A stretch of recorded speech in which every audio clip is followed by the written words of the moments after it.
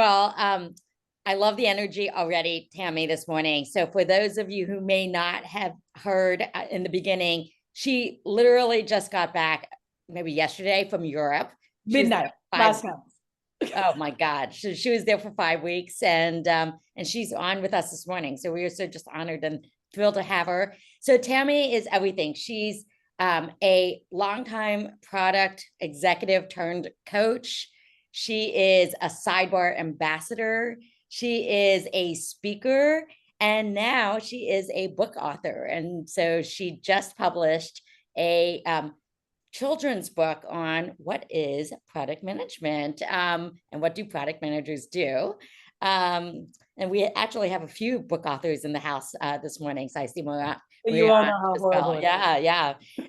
So, anyways, but like Tami's incredible. She has so much energy. It's been amazing to have gotten to know her over the last year.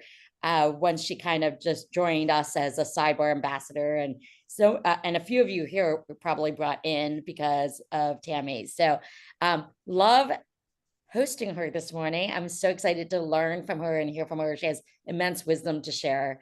So with that, Tami, I'm going to let you introduce yourself, share your story, and then share a little bit about the talk. And we'll do questions throughout if there's a lot of questions, and we'll have plenty of time at the end, hopefully, for questions too. Yeah. So everyone know that as much as I do public speaking on stage, this is much more intimate. If you want to see me on stage or want to bring me to your company, always happy to do that. But I believe Sidebar is much more about community and what we can learn from each other. It's not only about what you're going to learn from me today, because each of you has a wealth and depth of experiences. And so please, by all means, challenge what it is that I say. Ask me questions about how it can apply to your everyday work and learn something from me, from each other. And so feel free to interrupt. And so today we're going to talk about mapping your influence. My name is Tami from Miami. I run a company called Leader Within, which its mission is to help individuals find the leader within themselves and help that individual shine, as well as helping organizations find the leaders within their ranks. Because I believe there are so many undervalued, undertapped, underdeveloped people within the ranks of our organizations that if they were given the right training and the right skill set, they would find their voice as a leader, they would find their voice as an influencer. And so not only do I hope what you learned today is helpful in your own lives, but I know that so many of you lead teams and have the ability to teach others to influence better. And this is such a crucial skill towards rising the ranks, having impact, which makes all of us happy. And if we can help others do the same thing, how magical would that be? That we not only can advance in all the different ways we want to influence, but we can teach others to do the same and rising tides, rise all ships. So I hope that you see this from a few different lenses today around how learning to map your influence, and we'll get into what map means in a second, not only can help you get where you want to go, but also help others get where they want to go. And so the other title for this is called Life's a Pitch. So, around 10 years ago, I was part of a tech company in Los Angeles that was owned by IAC, Barry Diller's company, and we had our first hackathon. And hackathon day is so much fun. So, if you've ever participated in a hackathon day, like go, yeah, hackathon, yay, had so much fun at hackathon, I want a hackathon in the chat, just so I know we're alive. And I was so proud of what the engineers could build in a day, right? It's amazing what you can do when you let them like just have freedom. But then it came time for demos. And all of them showed off this incredible technology they had built, but they didn't know how to talk about the value of it. And what ended up happening was it fell flat. And the executives, which they were like the CEO, the CMO, the chief compliance officer, they were not overly impressed with what was built. But it was because of the way it was presented. And so I said to the CTO, literally that afternoon, I said, Christoph, can I train your team in how to pitch better? And he said, absolutely. And so around 10 years ago, I gave my first version of this talk, and it was called Pitch Anything. And now it's Life's a Pitch, because I think that's funnier. But the idea is that this skill of influence, this skill of pitching, it's all day, every day. You all mentioned great people that we pitch to, our spouses, our partners, our coworkers, our managers, the employees that work with us, the people who are contractors who are paying to work for us, and we still have to influence them. No one mentioned kids, but Han and I have talked about influence kids stuff. It's there too. Like, it may be thought of as mind games or inception. I don't care. The better you are at this, the better you are at getting what you want out of the world and where you want to get, which is success to me.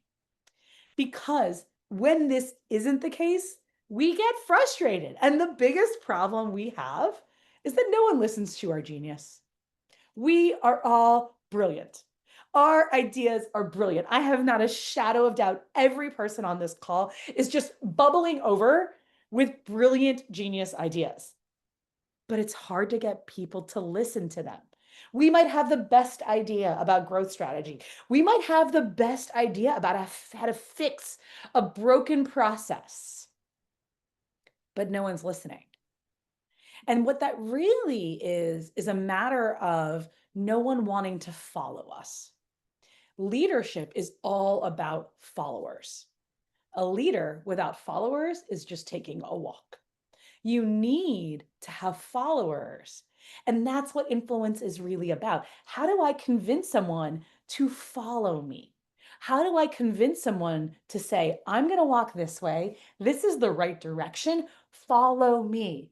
Invest your time, invest your money if you're looking for investors. If you're talking about that alpha situation, invest your social capital amongst your friends or your community at work that says, we're going to try out this new tool. All of these things are a way of saying, I need you to come with me, to follow me. And so when we start thinking about it like that, okay, what makes us want to follow somebody else? What makes us get influenced by other people to do what they want? And it's human psychology, right? Like, what is it about that other cool kid in high school that made us want to do something? What is it about the captain of the football team that gets the team rallied behind them? What is it about that amazing CEO you worked for at some point that made you want to stay till 9 p.m. and get that work done? All of these things are a matter of influence. And so the better we can start understanding what makes us follow, the better we can start having other people follow us. Because in general, people hear, but they rarely listen, right? There's so many distractions going on. So many distractions between our phone and Slack and email and whatever is going on in your personal life and the world. Let's just call it the world right now, like massive distraction of the world. And therefore, getting people's attention and getting people to act is harder than ever. But we need it more than ever. Even in a world with vibe coding and AI, where we as individuals can be more functional and productive than ever before, we still need other people to get things into the world, to market things, to get customers, right? No matter what, there are other humans that are going to be involved in everything we do. And if you're part of an organization, everything is a team project. Everything is a group project. And so you need to have people not only hear you, but listen to you and then act. Because when they don't, bad things can happen. And when you look at any of these things, and if you don't know what the medical authority gradient is, it's the fact that when you have anybody like a doctor or a surgeon in a room, even if a nurse or an orderly has the right answer, they didn't know how to speak up and bad things were happening. Bad things happen. And I can tell you in every one of these cases, when they look back and they do their postmortems and retrospectives, they find out that there were people who knew what was wrong, who knew what to do, but they didn't know how to influence other people to listen. And so I want you to think about what could happen in the positive if these individuals had had the influence training, if they knew how to get other people to follow them, to give energy, to give money, to give effort to their ideas, because they were right. It was they were genius. They were brilliant, but no one was listening. And so I want that not to be the case. Because when it is the case, we get to say the four most fun words: I told you so. When we are brilliant and no one listens, we get to say, I told you so. I told you so. This was going to happen. I told you this was going to fail. I told you this wasn't going to work. But let me tell you, those self gratifying words, that feeling of joy lasts like 3.5 seconds because shit just happened. Something just crashed. Something just failed. All of this money was just invested to go nowhere. So it's not actually a good long-term feeling to say, I told you so. And I'd prefer no one ever had to say, I told you so. Let's try to eliminate the situations where we have to say to our partner or our spouse or our child or our boss or our coworker, I told you so. Why didn't you just listen? And stop blaming them for not listening and start looking at ourselves in the mirror and saying, what could I have done to help you understand why what I was saying was important, why what I was saying was valuable, why what I was saying was helping our organization, our family, our team, our community advance. And it was on me to convince you. It wasn't on you to be convinced. It was on me to convince you. It was on me to influence you. And so that's what this is about, because this is what I'm passionate about. I've spent 20 years in technology and product, and in product, we talk about influence without authority. But in the last 5 or so years, I've done a lot of executive coaching, and I worked at Inside Partners as CPO in residence. And I learned what I was talking to Akshay about earlier, which is that we, at some point earlier in our careers, we think, well, if only I was a VP, if only I was a senior director, if only I was CEO, if only I was boss, people would listen. And that isn't the case, because executives need executive coaching and people need groups like Sidebar to learn how to navigate these interpersonal dynamics. And they're all about influence. And so, this children's book, this illustrated, beautiful book about product management, is really about teaching kids how to work together to create great things, because that's the way everything happens. We have to work together. And so, whether it's an executive presence course or a product strategy course, it all comes down to one thing: how can I help other people see the ideas that I have and are bringing to the table? How can I collaborate with other people? How can I listen to other people in a way that the best ideas rise, the best ideas get implemented, the best ideas get invested in? And so, when we do that, we are successful. And success is a matter of getting where you want to go. That end destination actually is success. Reaching the top of the mountain, hitting that place in our relationship, in our jobs, in our careers, where we look around and things are successful, that is that place of success. And I want to help people get there, because success depends on influence. How we get people to buy in to these ideas, because being right only gets us part of the way. We need to have everyone else motivated and bought in so that we can get to be successful.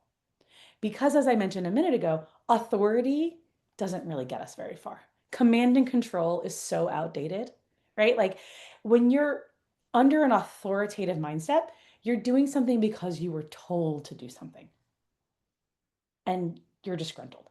But when you're influenced to do something, it means that you want to do it and you end up happy. And so, whether this is at work or at home, when we want to do something, it's the exact same action, but at the end of it, we're happier. And so, think about how you might be happier if the people who you work with or work for didn't take an authoritative mindset of go do this and telling you to do things, but said things in ways that made you want to, that made you want to follow. And similarly, how can you do that for others? How can you help bring them joy in what they're doing? And I know there's stories, so please feel free to put them in the chat, of when you were working with someone and they helped you feel ownership. They helped you feel like you were part of it and you wanted to show up and you did your best work. And together, collaborating with other people, you produced your best work and you changed things along the way because you were actually working as a team and you were listening to each other. And most importantly, you were successful. You had impact.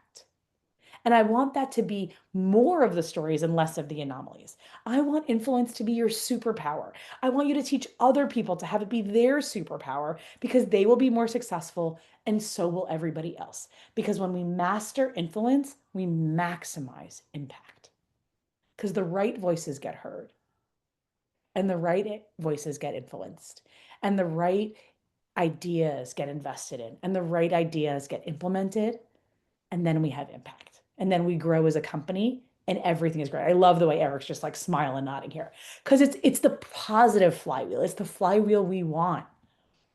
And so if the problem is that no one really listens, how do we make that change? I hope I've excited you to change that because there's layers of influence here. This is not like a one-stop shop. Tammy's going to give you the key to success. There's one word you're going to change and everything's going to be better. But what we're going to do is first, we're going to help people choose to listen and then help them choose to act because they choose to listen before they act. You can't take action unless you know where you're going and you have to listen to the instructions. And so we have to think about this in layers and therefore it's multi-step for us. It's not like I can tell you, say these words, and the person who's your contractor overseas is all of a sudden going to listen to you and act in the way you want. This is going to take time. It's going to take an investment. But if you get it right, unlock maximum potential. So, first thing we're going to do, we're going to recognize that we have to collaborate. If other people don't see us as a member of the team and someone who's also going to put in effort, not going anywhere. The first way to show someone that they should give you time is by giving them time. Not money, but time. Show them the time to think through their ideas. Collaborate with them on something. Create that bond and build on that. Cultivate that. Create more influence by continuing to connect. Ask them what they're working on next. Ask them for their perspective on what you're working on next. And continue to cultivate that with as many people as you can because you don't know who you're going to need to influence next. And thinking about this as a web of humans that are out there, that at some point you're going to need to influence for one reason or another, and that therefore you should be continuously cultivating and connecting either with your net, with your web, creating relationships like you have in Sidebar, whether they're loose ties or strong ties, like on your personal groups, all of that stuff, these are cultivating connections that build towards influence. Then, when you've got an idea, you're ready, you're gung ho about something, how do you get somebody else to be gung ho about it? You have to captivate them. You have to present it in a way that is exciting. And so we'll get into that in a second also. But you have to get them interested. You have to get them to turn on, as we say with my kids, turn on their listening ears. Turn on their listening ears so that they can really hear the value of what we're talking about. And then be good at communicating what that is. Be good at sharing why your ideas matter. Be good at sharing your ideas in a way that helps other people act. Communication, like obviously is key, but understanding the interlocking pieces of communication, written, verbal, tone, body language, all of these things, they play a role. And the better we get at them, the more influence we have. Because in the end, what we really want is to motivate them to create something, for them to take action, whether that's creating code or a mock-up or a design or their signature on an alpha something, or that they buy the tickets to come visit you, right? All of those things, they're taking action. They're creating something new in the world that didn't exist before and didn't exist without them taking action. You couldn't do it by yourself. Or you could, but you can't do everything, so you got to get someone else to do something. And so This is really part of a cycle of influence. We cooperate, we cultivate, we captivate, and then together we create. Because when we together we create, we can actually get people to follow us and take action. So now let's get into how do we do this? Map out your influence. So map, MAP, 3 letters. M, first thing, manifest. Where do you want to go? Understand what your goal is, what that target is, what that long-term vision is, what that definition of success is, what's in that destination, who else is there, and really be able to describe it. Understand the multidimensionality of this future state that you want to happen. Because those multi-dimensions are going to help you understand how multiple people are going to benefit. Next, assess. Understand where they want to go. This is part of that cultivation and connection and collaboration.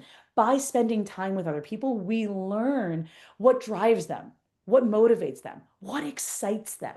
Because you cannot captivate them unless you understand them and what incentivizes them.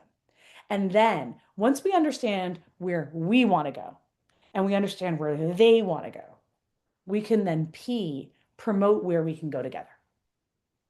Because in order to captivate that person about your idea, you have to show them how they're going to benefit. How is it that when we work together on this next collaboration cycle, how can we together positively get in the direction we want? How can we both be more successful because of what I'm trying to have happen, because of the initiative I'm trying to move forward?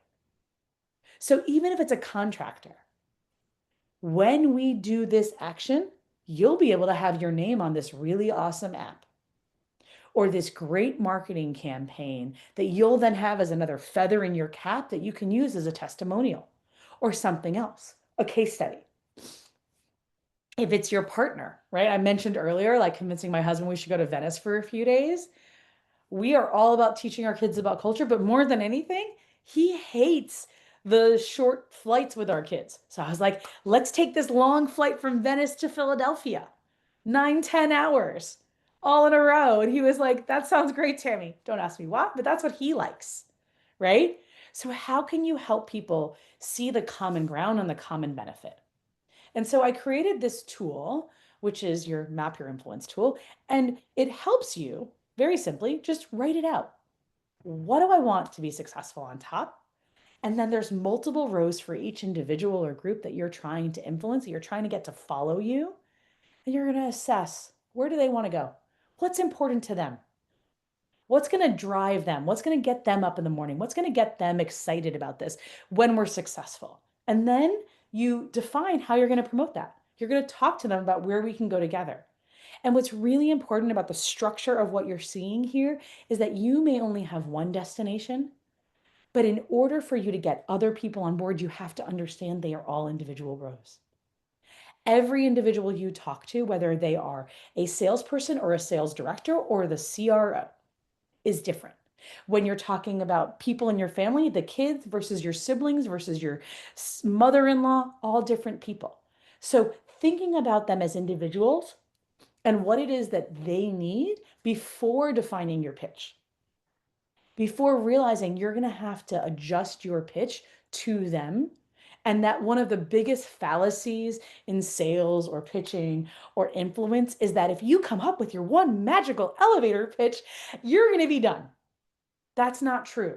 That's not real life. Who's like, I can't even imagine how many investors you've pitched at your time, but like, you can't give them all the same pitch. You have to understand what it is that drives them. Where do they want to go? And how does what you're pitching fit in? Where can we go together? And so you have to give every individual a row and invest that time so that you know what to do. Because if we do this, these accidents don't happen. And more, the right voices get listened to. And so this QR code will bring you to this free download because I like to give out things for free. There's lots of other things you'll get also. And that's really what we're here to do today. I do a lot more training on leadership and all these different things, actions that we take as leaders. This whole part about life's a pitch and alignment and influence is in the align and activate part of lead. So I can talk about those other things if you want to learn about them, but I want to make sure we have time for asking questions. So I'm gonna leave this one up here and we can talk about this with influence. And yeah, lay on me questions. I want to make as much time for you all as possible. So I sped through a lot of things.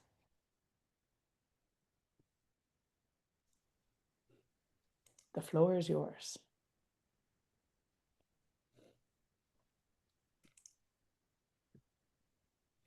Someone can go in the hot seat and talk about a difficult influence situation, or you can anything. Hey, Or I can Tam. talk about, yes, yes, hi. Who's talking? Hi, this is Sue Balagodu. Hi, Um, Sue.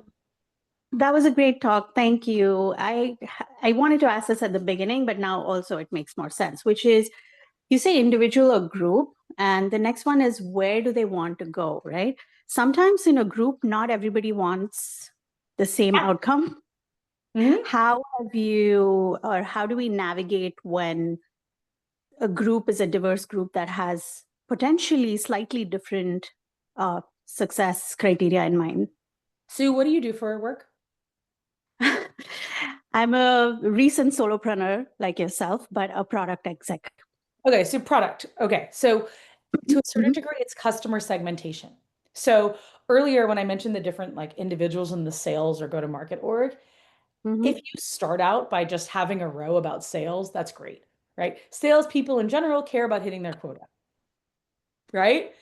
Yeah. And thus, when I promote to salespeople, I always have to think about hitting quota. Operations people Mhm, care about efficiencies, care about costs. I always have to think about costs when I'm talking to operations people. But then when you're talking about the individuals, they may have different needs, right? A sales mhm, director may have a need to help all of their employees hit their quotas, or may have mhm, d- something going on where they're restructuring geographies and districts, and this is going to somehow magically help them get people more on board with the new districts, right? It's a matter of whatever is going on in the current news cycle. Um, mhm, mhm, and so you're absolutely right. Sometimes it's the individual and sometimes it's the group, but I want people to at least start thinking about it in layers. The more down to the customer segment individual you can get, the better, mhm, because mhm. that helps you recognize, hey, I can't talk to the entire GTM team together. Yep. How many times in your career you're like, well, I'm just going to invite the entire go-to-market team and I'm going to give them one presentation and then everyone's going to start selling my product, right? Like it doesn't work that way. Once you Mhm, recognize, okay, I'm going to need to take this group who does enterprise sales and we're going to have a separate mhm, conversation about how this is going to drive enterprise sales. And then I'm going to talk to the SDR group about how this is going to help them set meetings more easily. And that's when you start really gaining influence. But more importantly, the real masters of influence recognize they don't have to give the discussion every time. They don't have to give the presentation every time. They don't have to give the pitch every time because they find people within their mhm, sphere of influence who can then mhm, influence others, right? So you talk to the yeah, manager of mhm, BDR for 20 minutes about whatever your thing is and you say, when can you lead a training for your team on this? And you mhm, talk to the head of international sales about something or growth initiatives or whatever it is, and then mhm, they influence the people that they have social capital with, the people who they knew how to motivate, who they know how to incentivize, and they make it happen. But you have to activate them. So mhm, it all mhm. depends on what you're trying to do. But am I answering your question?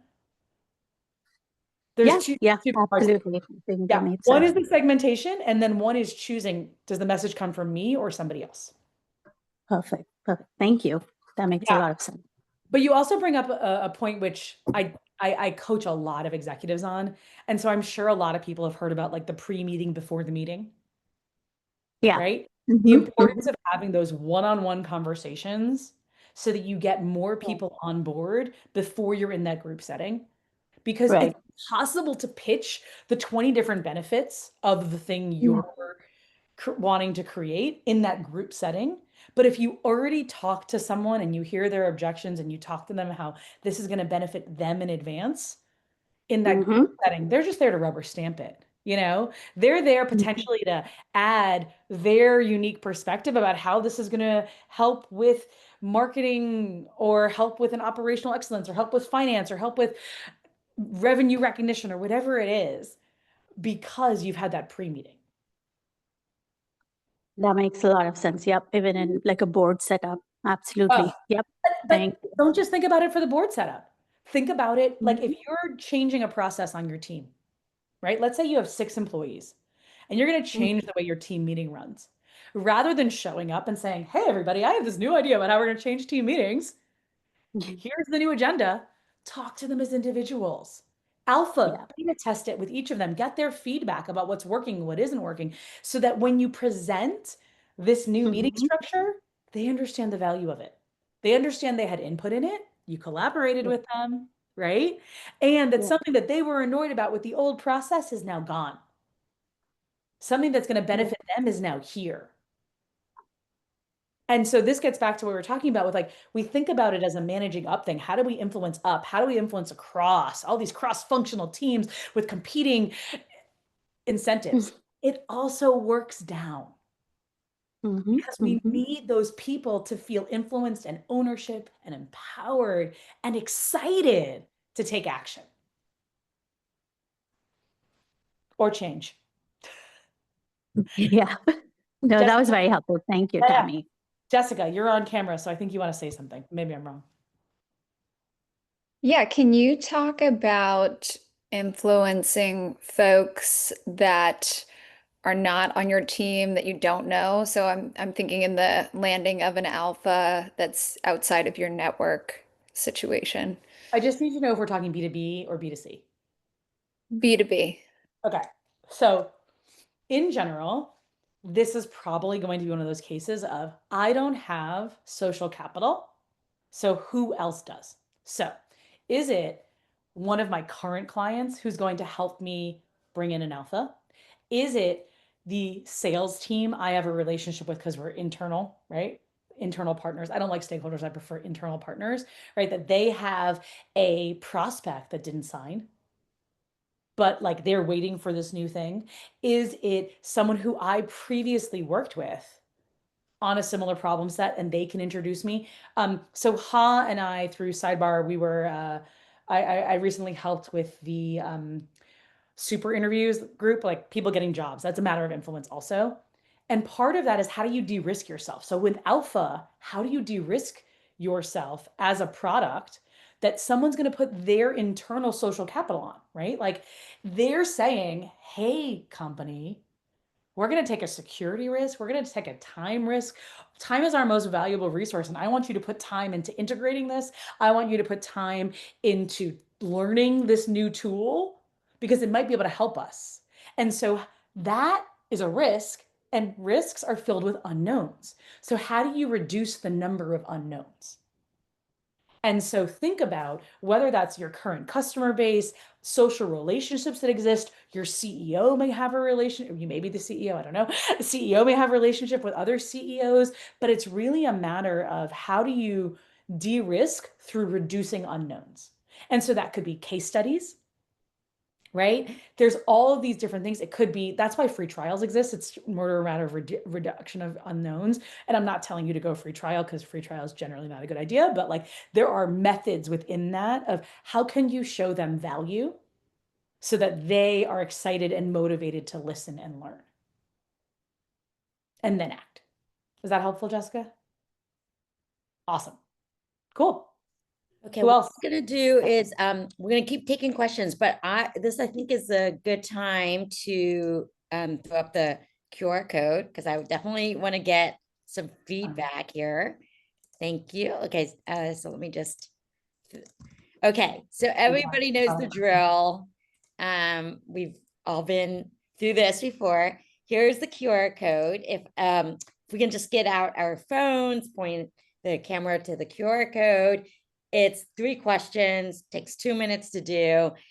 All the feedback gets shared with Tami, and it also helps us figure out where we can improve and what other speakers you want to hear from. So while we continue to take questions, if everybody else can please take a few minutes to fill out the survey, And We if you so want to learn greatly more about the whole big leadership rest of the letters, you can also say, I want Tammy back to talk more about those things. I don't know Oh, we'll what. definitely invite you back, Tammy, for sure. So definitely we could use the more of the energy every day in our lives. Okay, other questions. So we'll take more questions. Hi, Tammy. I know you don't like the stakeholder name. So internal partner, if they're not willing to collaborate, how do we influence that stakeholder, internal partner? So I would first say, why don't they want to collaborate? Right? Is it that they have lots of competing priorities? Never heard that excuse before. Or they've got lots on their plate. Um, so like that's the most common reason. And so you have to take a moment and say, okay, what else is on their plate? And how can I potentially position what it is that I'm talking about in a way that helps them clear things off of their plate or reach what their targets are? But sometimes it might be a matter of that first step, which is collaborating with them. What is it that I can do to help them advance towards their success so that they then come back and help me? It may not be immediate. Sometimes they aren't available. They do have strict deadlines they need to reach. And sometimes the question for them is, I get it. You're busy. You can't help. Is there anything I can do to help you? Or in a better open-ended question way, what can I do to help you get things off your plate that would give you a free resource for this? Or who else do you know that can help make this happen? Right? They have their own connections and they've just said no to you. No one likes to say no. Everyone feels bad about saying no. So give them something to say yes to. They might have to introduce you to someone in another team, or they might have a third-party resource they could recommend. It isn't always linear. And so the more I assume everyone here has taken a negotiation seminar or course at some point, right? Like it's a matter of expanding the table, increasing the pie, finding more possibilities that will help us still get to our end destination, even if it isn't what we thought it was going to be. And it may be changing the timeline or something else. Okay, I get it. You have to do this by September 1st. After that, will you be able to give me one person on your team that can assist me in scoping this out? Or can you have one person spend 1 hour with me and my team so that we can learn to do it? I get it. Your team is too busy to do it themselves. Can they advise us? And so the reason why I want us to shift from the word stakeholder, which I still don't understand where it came from, but an internal partner is because the second we start seeing them as a partner, someone we're working with towards a common goal, you can say, we're part of the same team. We're part of a larger organization that's trying to hit this successful point. And yeah, your project helps in this way, and my project helps in this other way. Let's see how we can work together towards this higher order thing and change the shift of you have this and I have that, and how can we work together? Because when you start on that page, it's more a matter of, oh, okay, well, we can shift this a little bit and shift that a little bit. We don't need to do all of these things as part of the project. We might have a free week in this cycle, right? Because it's not seen as land grabbing and stealing resources and helping stakeholders. It's a matter of saying, okay, we want to get to this end destination. Who's going to be on the boat to help us get there? How can we partner to get there? Is that helpful? Yes, it is. Thanks, Tammy. Yeah. And it seems simple, but it's really not, because you have to like get into this higher order thinking of like those Russian nesting dolls. Like, how are all these things gonna come together towards this bigger piece? I love that microservices are a thing, right? Like, so like if each of the parts of an organization are microservices that have a function, how do we work together? What is your function? Where are there potentially redundancies that could be utilized, right? All of the stuff that we think about, how can that apply towards getting this initiative forward so that we can have impact? Okay. Thank you. Thank you, Tami. Yeah, my pleasure, Jay. So Tammy, there was a question kind of at the start of just like, when the framework makes a lot of sense when we're within organizations, but what about, when we're solopreneurs and selling into, clients, founders who might need our help but don't know it yet? Any tips for the group? So I think like we've all been told this, that like you're not going to sell probably on your first conversation. It's really rare that you show up and you pitch and you sell. You have to cultivate. And so invest the time in what's called consultative sales, asking questions, asking this potential partner, this potential investor, this potential prospect, this client, what are their problems? What's going on? Better understand and cultivate what their challenges are, and better understanding of that so that you can assess them, right? You already know what you want. You want them as a client, but why? Manifest that, build that out. Like, what is the benefit to you that they're going to be your client? Is it because you want money? Probably not just because you want another client. You want their name as a marquee or a case study or something else, right? You want to help them because you know that will help you help other people. It'll put a feather in your cap, or it'll challenge you and you'll learn a new skill. Whatever that is, like, understand why it is you want to work with them, like why they should be your client, your prospect, etc., your customer, and then better understand them, assess what's going on for them, invest that time, research. Like, thanks to ChatGPT and other tools, like there's so much research you can do about what's going on with an individual company, what's going on in their industry, what are they trying to do to differentiate, etc.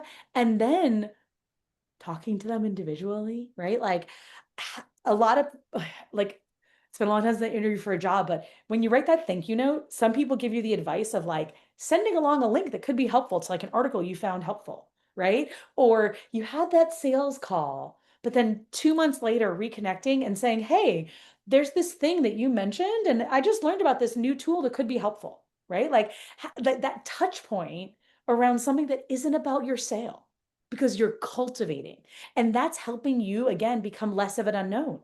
You're now thought of as someone who's helped them. And over the New Year cycle, I had these like cute little videos of like, leave this in 2024, bring this into 2025. And one of them is saying, oh, no problem. Like when someone says thank you for something, saying, oh, no problem. Instead, say, happy to help. I'm glad you found it valuable. Because that shifts the power dynamic, not in a tit for tat way, but it says, I invested my time and energy into you because I thought this relationship was valuable. I am cultivating you as a new connection, loose or strong ties, that we see each other as partners, not just client, salesperson, prospect, customer, partners in success. And so when I'm helping you, you might later help me. And I've planted that seed by saying, I was happy to help you. I'm glad you appreciated it. I'm glad you found it helpful. I'm glad you found it useful. Follow up with me and tell me how it works out. Have that additional conversation, more cultivation, more connection. And understand the arc is long, right? Like we have I know it sucks that you want that signature today or this week or by the 30th or by the end of the quarter or by the end of the year, but it doesn't always work on our schedule. But long-term relationships, you never know when one of them is going to come in to help you hit that quota, because you've cultivated, because you've invested, because you've collaborated, because you've given, right? Like I'm giving my time today for an hour because I want to help all of you, and I love helping and I love helping Sidebar. I don't know what comes next out of that. It may be 5 years down the line that something comes from that. But by me giving and not expecting anything in return, it shows that like this is more than, oh, we met at a happy hour, So think about that also. Yeah, that's beautiful, Tammy. One of our core values within Sidebar is be a go-giver. And you just beautifully Yeah. articulated that core value. So Because you never know. yeah, great. Other questions? We are almost at the top of the hour, but we might have time for one or two more. And feel Talk free to to me come about a off mute. challenge, like a real challenge that you're dealing with right now. There's 16 of you on the call, so I assume that there's someone who's currently like struggling with how do you convince your mother-in-law that Thanksgiving should be at your house, or that Christmas break you should go skiing or to the beach, option A or B. Or your CEO that idea is really horrible. Everyone has all the answers. I'm not always that good at giving all the answers that quickly. Okay, well, I'm going to talk only because it's on here. Oh, yes, Jessica. I just more, I'm agreeing with you that I think, you know, to truly have authentic influence, you have to build the relationship over time, and you can't expect immediate results. I've seen that play out so many times, and you don't know who's gonna be that next connector for you. You just have to invest and see where it goes. And to a certain degree, that also plays the flip side, right? Like a lot of times we think, okay, let's make a list of all the people we can cold call, blah, blah, blah, blah, blah. What if we did the inverse?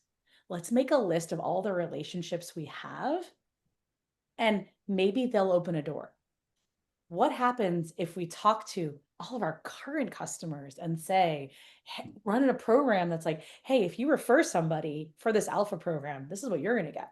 You'll get free access to this thing, right? Like, how do you invest in the relationships that already exist that might open a door that you couldn't even have anticipated? Yeah, I totally agree. If you have current customers. Yeah. Can't always assume that. Right. But that might be like other really, like, what do you have in your bank? What's in your bank? So I would love some advice on like if you were to take a business development route of positioning yourself as a thought leader, how would you give advice about a sphere of influence with that strategy? A little So meta you're here. so you have like a really specialized knowledge on something, Okay. and Yeah. you go on a podcast or you do an event like this, and how do you kind of cultivate from there? Well, so part of it is a matter of like in previous talks, the QR code let people set up a 30-minute call with me when I was doing executive coaching, right? So like that's a try before you buy, it's in your relationship, but it's a matter of also having people sign up for your newsletter about this thing that you're an expert about. Right. And in that newsletter, having people comment and ask and producing case studies of the thing that you're an expert on that shows, hey, I'm an expert in this thing. Not just I'm talking in grandiose thoughts, but like, hey, here's a real world thing where I showed my expertise. I helped this person get the promotion. I helped predict an earthquake or whatever you're an expert in, right? And being able to say, this is the result of my expertise. And this is the benefit someone else got. Don't you want to also get that benefit? And just continuously planting those seeds. But when you have that podcast at, sharing it with the network that already knows you and saying, hey, reminder, I'm this expert in this thing. I was just on this podcast about this thing. Here's the 2 sentences I shared. Please share this with someone. Who in your world needs to know about this? Who in your world is struggling with this problem, right? Like identify the problem. Who in their world is struggling with this problem that needs to be introduced to me so that my expertise can help them alleviate that? But I do thought leadership and like, this is what we do. And sometimes it rains and sometimes it's, a dry desert. So like, um, but it is a matter of like continuously doing it. Like I got a lead for NN Group, which is pretty much ING in the Netherlands, from ChatGPT 3 years ago to come and speak at The Hague, right? Like, why did product strategy public speaker end up with my name? Because I produce blog posts about the topic, right? because I'm out, like ChatGPT picked up on the signals. Similarly, we need humans to pick up on the signals. So we have to continue to send out those signals and know what that signal is. All right. Okay, well, that was amazing. Thank you so much for being a go-giver and generously spending your hour with us. I know you're tired and maybe you had other things that you would have wanted to have done, but I just really want to go to Verizon. We're so get my phone. grateful, by the way.